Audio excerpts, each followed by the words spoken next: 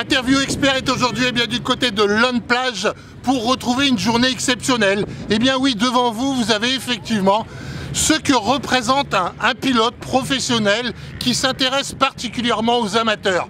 Aujourd'hui, eh bien oui, il a fait venir de toute la France, je dis bien de toute la France, des personnes, des amateurs, mais également quelques professionnels pour retrouver, eh bien oui, le sable. Pierrick, bonjour. Salut. Voilà. Quelle ambiance. Bienvenue effectivement dans les Hauts-de-France, bienvenue dans le sable. Alors, comment s'est passé dans un premier temps la première partie de cette journée? Écoute, ça s'est plutôt bien passé parce qu'en fait on a fait un truc de nouveau. Pour la première fois dans le sable, on a un circuit large, long, avec un circuit qui est habitué à avoir 300 ou 400 personnes. Oui. Donc les Dirty Days qui sont un endroit où on peut tous rouler, découvrir le motocross parce qu'on prend une licence à la journée Oui. pour chaque pilote. Et ben on s'est dit on va augmenter un peu le curseur et on est 150 aujourd'hui. Donc c'est assez marrant. Et d'ailleurs ça permet de faire plus de trucs, plus de photos, plus d'actions. Je vais essayer plus de motos aujourd'hui. C'est le premier Dirty Days de l'année où je n'ai pas amené ma machine. Oui. Parce qu'en fait je vais rouler avec la machine de chaque personne pour essayer de donner un maximum d'infos. Alors je vais pouvoir rouler avec seulement 30 machines, mais pour ceux qui sont patients, j'espère que ça leur plaira et qu'on pourra donner des informations sympas. Quelques petites informations à votre niveau. Pourquoi le numéro 977? C'est ma date de naissance. D'accord. Eh ouais, j'ai 45 ans. Je suis né D'accord. en 77. D'accord, ok. Pour vous, le motocross, c'est quelque chose que vous avez commencé très jeune? Oui, j'ai commencé à 10 ans, parce que toute la famille en faisait. Et puis après, évidemment, une fois qu'on a commencé le motocross, on fait du supercross. Oui. On a envie d'être à Bercy, tu sais. On a envie d'être dans le Stade de France, donc c'était mon époque. Et puis une fois que ça s'est terminé, vers 30 ans, comme j'ai fait beaucoup de vélo de route pour le motocross, Oui. et ben on s'oriente doucement vers l'endurance. Et donc je suis venu au Touquet pendant 4 ans, j'ai pris mon pied, j'avais beaucoup d'amis ici, des ex-crossman. Oui. Donc j'ai découvert le Nord de France, je suis tombé amoureux, j'y ai vécu pendant 4 ans. Et ça a été la fin de ma carrière sur le Touquet, sur un podium. Quand on a fait effectivement le nombre de compétitions que vous avez faites, il ne faut pas oublier que vous avez également été en Amérique. Oui, alors ça c'était, on va dire, le petit plaisir. Donc le fait de forcer toute l'année de m'entraîner de faire le championnat du monde, je me donnais ma petite récompense. En gros, je prenais 5000 €, Ouais. j'allais aux États-Unis, j'essayais pas de tous les craquer la première semaine. Mais j'ai acheté une moto, je faisais quelques courses pro, je voyais mes anciens potes parce qu'on a beaucoup d'amis qui roulaient là-bas. Moncada, Vilma, Tortelli, c'était mes potes du junior. Donc on en profitait pour s'entraîner l'hiver là-bas avec eux. Et puis je faisais quelques supercross, quelques motocross.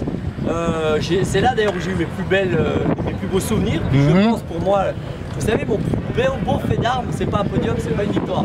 C'est quoi? C'est simplement de ne pas avoir pris un tour par Carmichael Oui. à Sacramento. D'accord. Et je peux vous dire qu'il a mis un tour de 12e. Les sensations, c'est quoi quand on en arrive à ce niveau-là?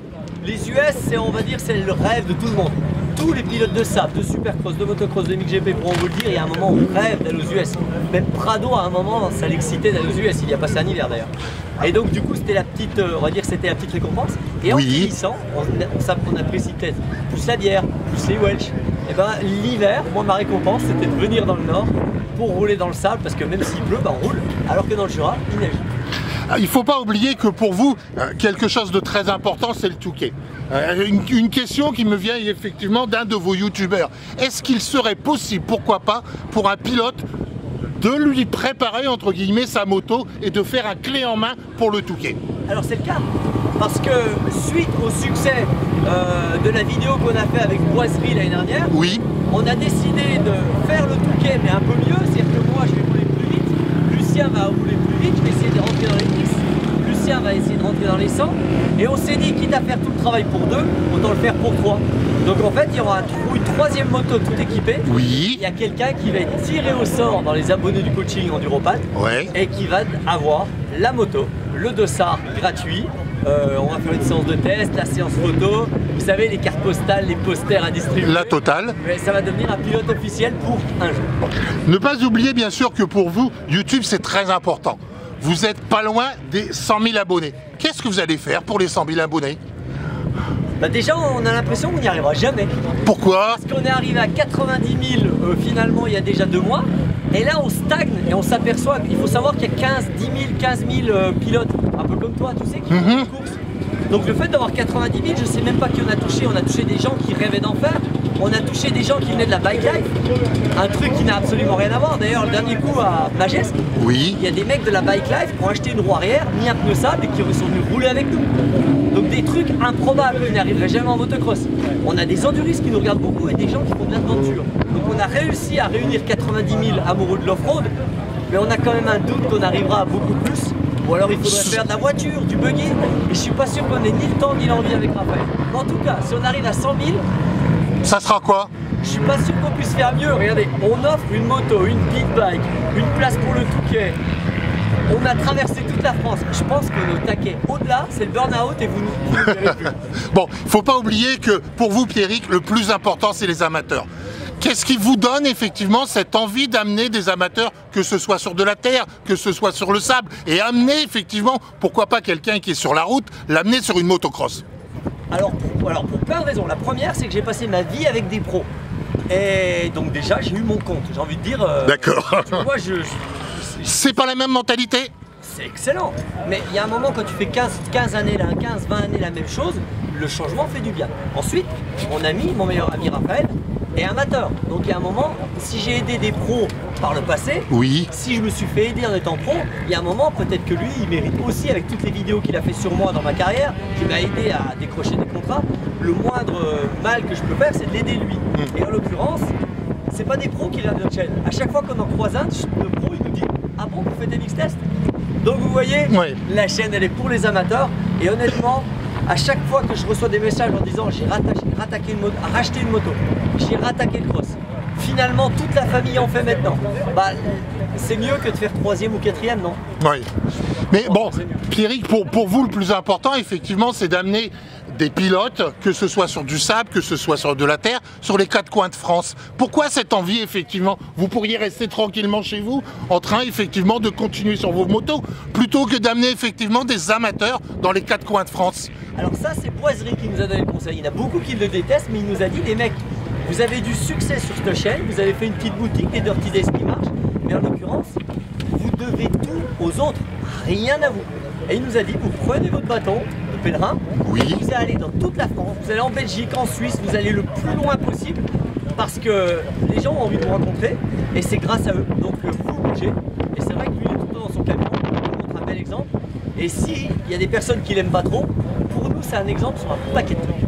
Pour vous, le sable, c'est plus important que la terre? Vous avez une préférence sur le sable que la terre? Aujourd'hui, à Lone Plage, dans les Hauts-de-France, nous avons un temps magnifique, avec un sable qui est aussi fin que de la farine. Pour vous, ça vous plaît? Ou vous aimeriez plus facilement un sable plus dur, comme le Touquet? Non, moi franchement, j'étais à Dorno il y a 3 semaines, j'étais à Osgore la semaine dernière. Là, je m'éclate, j'aime la terre, j'aime le béton, j'aime le short track, j'aime tout. Ce que je veux surtout, c'est que les gens puissent passer du sable au short track, à l'enduro, à l'extrême. J'ai envie qu'on m'apprenne l'extrême, j'en ai jamais fait, j'ai jamais fait de moto impossible. En fait, ma liste de sports en tout terrain, elle est longue comme ça que j'ai jamais fait. Il faut développer ça et je demande à tout le monde de ne pas se bloquer, ni par la cylindrée, ni par le 2 temps, le 4 temps ou l'électrique, et ni par l'endroit où vous en faites. Tant qu'on rigole et qu'à la fin de la journée on a un grand sourire et qu'on n'est pas blessé, c'est le principal. Pierrick, pour vous, le plus important, effectivement, c'est les amateurs, c'est les personnes qui sont autour de nous aujourd'hui. On le voit bien. Mais pour vous, qu'est-ce que vous avez envie de dire à tous ces amateurs qui vous suivent régulièrement, qui vous suivent dans tout ce que vous faites et qui ont aujourd'hui envie de vous dire merci? Moi, je pense que simplement de les rencontrer, de se promener un maximum, puis de continuer à faire des cadeaux, jamais les mêmes. Et puis, bah, c'est notre plus grande récompense à la fois pour eux et je pense pour nous. Regardez Sylvain Laforge. Allez, il pourrait venir. Il nous a pris la 302 temps, il est venu de Marseille pour venir rouler pour la première fois dans le sable parce qu'il nous a fait confiance. Mais quand je vois son sourire, je me dis que je ne me suis pas trompé, que je ne l'ai pas pris pour un. Merci beaucoup Pierrick, merci pour votre disponibilité, merci pour ce que vous faites, effectivement, pour le motocross d'une manière générale, et puis pour tous les amateurs qui sont là à vos côtés. Merci à toi. Salut. Voilà, effectivement, voilà donc, toutes ces personnes qui sont là autour de nous aujourd'hui, qui n'ont qu'une seule envie, eh bien oui, c'est le motocross, la passion du sable, la passion de la terre. Toutes ces personnes qui nous viennent du bout de la France, qui nous viennent de tous les endroits. Pierrick, allez, un dernier mot. Cette moto qui est devant vous, vous allez en faire quoi? Et ben en fait on avait 300 places d'ouvertes. Et ben Oui. du coup on s'est dit on va prendre une 300, on va la faire gagner. Alors la bonne nouvelle c'est que toutes les places n'ont pas été vendues. On a eu que 247 inscrits. Résultat, il y a une chance sur 247. Pour que la moto soit gagnée. Ben, ce soir, à 20h30, on va tirer au sort un mec et ça va être plutôt sympa de le voir repartir avec une moto pour lui, pour un de ses amis, ou juste pour mettre dans le salon pour rigoler, pour se rappeler de la journée. Vous pouvez nous parler de cette moto? C'est une 300 VHR, donc c'est Thierry Charbonnier, le champion du monde, champion de France d'enduro, qui importe aujourd'hui des motos fabriquées en Chine.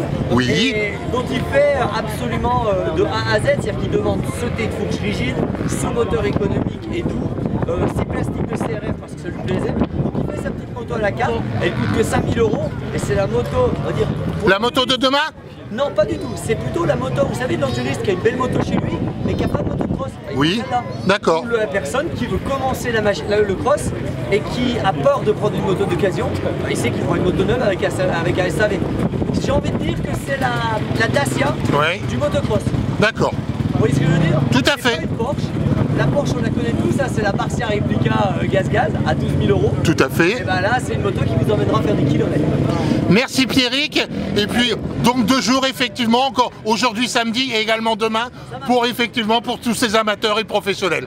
Merci Pierrick.